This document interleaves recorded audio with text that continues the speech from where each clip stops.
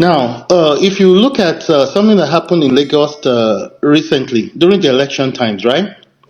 They fabricated a false messiah. His name was Peter Obi. Put a lot of propaganda about him. Made him look like he's the one that will come and save everything. And a lot of Yoruba youths fell for that scam. How did that end?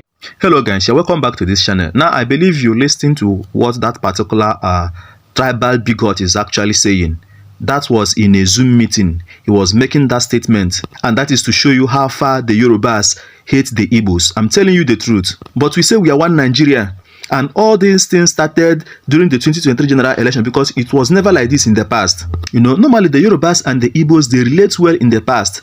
But because of Ahmed Bola Tinubu's intention to become the president of Nigeria by all means, because of his selfish ambition, he brought this ethnic divide in Nigeria right now. You see it because he actually saw that he had no chance of winning the 2023 general election. He had to bring in, tribal and religious bigotry. He brought in divisions among the ethnic groups in Nigeria, and today now the Yorubas are now seeing the Igbos as enemy. And the same thing with the Igbos. I cannot, be biased. I'm telling you the truth. All these things are happening now because of Ahmed Bola Tinubu. Look at what somebody is actually saying during a Zoom meeting. Or because a lady mentioned that Ogun State governor is not doing well in Ogun State. And this young man tried to twist everything. In fact, he found a way to brought in Peter Obi, brought Nnamdi Azikiwe into the whole matter, brought Nnamdi Kanu into the whole matter. In fact, he left what they were discussing to be attacking the Igbos. Now, I'm going to play the full video for you to listen to the whole of this discussion and hear what this guy actually said concerning the Igbos, and when we come back we'll just wrap up the video. Calling out Dapo Abiodun is a good thing, and you came and attacked me on my tweet actually. I want to let you know that even when I made that statement, I didn't even know it had anything to do with you. But we have seen a very interesting agenda that has been going on for months, right? So most of this stuff starts with supposedly innocent, and they take advantage of people like you to brand their agenda. So someone like you comes out innocently and says, oh, this is what I observe going on in Yoruba land. And then the expansionists kind of jump on it and then start to expand on it for a different mission. So I want you to understand the two separate things. Let me give an example of NSAS. That was a very noble. I was part of the people who contributed to NSAS. I was part of the people who donated. And we loved everything that was happening. But you saw the guys, the lady who started it and the people who came out, you saw the intention. The intention was that they didn't want police brutality. They didn't want people being attacked because you have dreadlocks, because you have laptops. How did it end? It ended in a bitter IPOB leader infiltrating that mission and then using that for a revenge agenda against Yoruba politicians that removed Goodluck Jonathan from power, and by extension, his people that were enjoying that show with him at that time. That is where Yoruba Rono comes in. Yoruba Rono is telling people that do not let people hijack the missions of people like Hawa for a different agenda. The way Kanu twisted that thing, the way Kanu took that NSAS movement and then used it for a different agenda. Now, if you look at something that happened in Lagos recently during the election times, right? They fabricated a false messiah. His name was Peter Obi. Put a lot of propaganda about him. Made him look like he's the one that will come and save everything. And a lot of Yoruba youths fell for that scam. How did that end? It ended in an agenda, not only a man that could not even bring unity in a small party called Labour Party. You saw the way they did to Yoruba people in that party, the way they embarrassed an elderly man, took a cap from his head, slapped him, abused him. You saw the way things they did. Now, that is the man you are trying to tell us that he is going to make a good president for a whole country, when he couldn't even manage that small party. But how did the obedient movement end? The obedient movement end in a reckless attempt to infiltrate into Lagos and Yoruba land politics. Lagos is not there. Lagos is just a launching pad for them. And this is why we call a lot on Zeke's mindsets, because when Zeke started, Zeke wanted to use Lagos as his launching pad. but his obsession was for all of Yoruba land.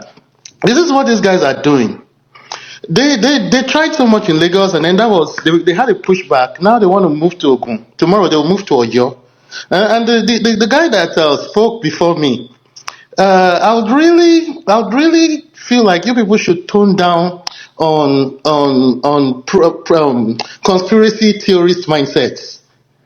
If you know the status and the means that God has blessed people that are in Yoruba Ronu, you will understand that those are not the kind of people that can be bought. I'm not the kind of guy that can be bought. Are, Obìnrin Àkànṣe, Rock, those are not people that Bunker, can you were be not bought. bought, but they appeal to the ones that could be bought, appeal to your own higher self of your fight, and you joined them. You No, joined them. this was a. You possibly were not bought, but some This was people were a. paid to have a campaign against personality, not message, and you bought it. So if those people can get somebody like you to That's buy it, not then the there's a Yoruba problem. Ronu. There's a problem. That's not. And also, before you That's go not. forward, I don't like this attack of obedience, because I followed you guys to do that nonsense. No, wait. No, I will let him finish. No. I want to say, I don't want to Let hear him finish. nonsense. I will answer him.